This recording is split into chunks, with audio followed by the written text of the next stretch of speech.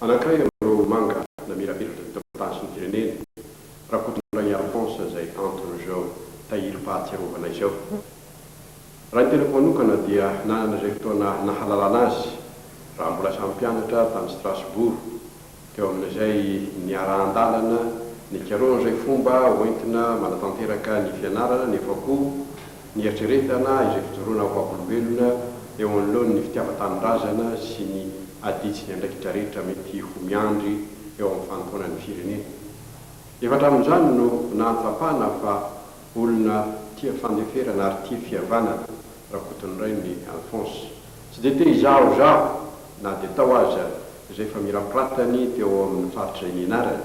Tsy te ilaza tena koa na dia ao aza izay ho nahafahany na natanteraka ny filazalazana ny momba ny tena sy ny fianarany.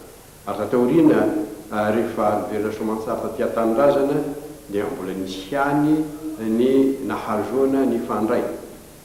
Mpitandrina ao Ambotantely ny tena ary akoton'Ray ny Alphonse dia isan'izay aty fiangonana ao amin'io fiangonana Ambotantely io.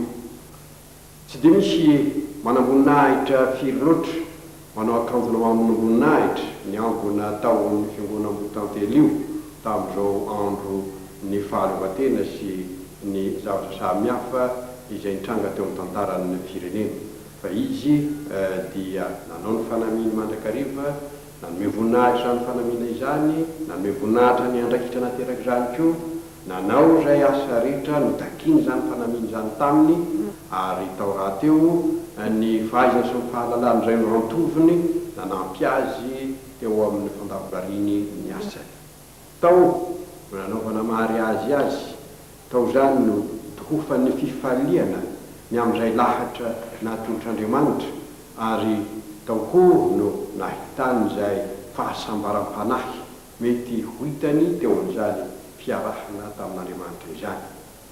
Olona izay tsy mba be tendry raha koton'iray ny Alphonse. Mandefidefitra eo amin'ny fijerena azy nefa raha miteny dia zava-dalina, misy dikany, misy ventiny, misy heviny, izany no zavatra izay nambarany. Ny fanaitren-tenany sy ny fandavan-tenany no avazaina ho nampisondrotra azy be dia be teo anivon'ny fiarahamonina. Tao rahateo ny fahaizana ny asa, tao rahateo ny fanandavarina ny andraikitra tamin'ny fahamarina.